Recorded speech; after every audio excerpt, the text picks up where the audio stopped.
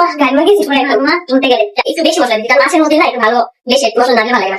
আর একটুখানি হচ্ছে সরিষার তেল দিচ্ছি, যার কারণে অনেক বেশি সুন্দর লাগছে। একটু মেলায় যাবো, আমাদের এখানে হচ্ছে আগার রাতে মেলা হয়েছে শুনছি, বাট শিওর জানি না এরকম ভাবে। তখন মেলা যাবো, আমার চুলগুলো আমি শুকাইতেছি, আয়াসা ঘুমাই গেছে। দুপুরবেলা খাওয়া দাওয়া করার পরে আমরা সবাই একটু শুয়েছিলাম, বাট ঘুমাই নেই, কারণ আয়াস না ঘুমাইলে সবারই আর কি ঘুমানো হয় না। এখন আয়াস ঘুমাইছে।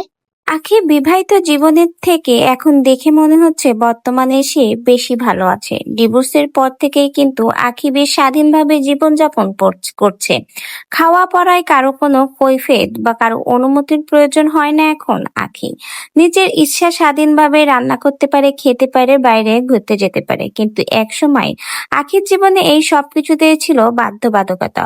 অন্যের পারমিশন মতোই আখির জীবন চলতো, অন্যের কথা মতোই আখিকে উঠবস করতে হতো। নিজের জীবনের স্বাধীনতা বলতে গেলে তখন আখির কিছুই ছিল না, কিন্তু এখন মনে হয় বর্তমান জীবনেই আখি বেশ ভালো আছে। এক কথায় বলতে গেলে আখির ডিভোর্সের আগের জীবন থেকে এখন বর্তমান জীবনের মধ্যে অনেক পার্থক্য রয়েছে। বর্তমান জীবনে রয়েছে স্বাধীনতা, আর সব থেকে বড় বিষয় হলো বর্তমান জীবনে সে এখন তার বাবা মায়ের পাশে সাপোর্ট হয়ে দাঁড়াতে পেরেছে।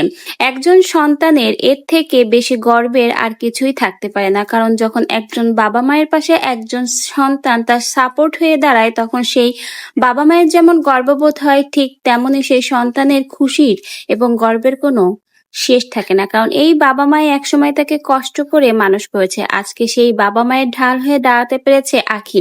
হয়তো বা আহাদের সংসারে থাকাকালীন সে বাবা মাকে এতটা সাপোর্ট করতে পারতো না, যদিও করতো তো হয়তো বা তিশার মাধ্যমে করতে হতো, কিন্তু এখন সে নিজের ইনকামেই তার বাবা মাকে সাপোর্ট করতে পারছে, বাবা মায়ের পাশে ঢাল হয়ে দাঁড়াতে পেরেছে। একজন সন্তানের কাছে এর থেকে বড় বিষয় কিন্তু আর কিছুই হতে পারে না। তাই তো এখন অনেকেই মনে করছে আখির ডিভোর্সের আগের জীবনের থেকে বর্তমান জীবনে অনেক বেশি খুশি আছে এবং অনেক ভালো জীবনযাপন করতে পারছে। লাইফটা সে নিজের মতো গুছিয়ে নিয়েছে এবং সুন্দর করে সামনের দিকে এগিয়ে যাচ্ছে।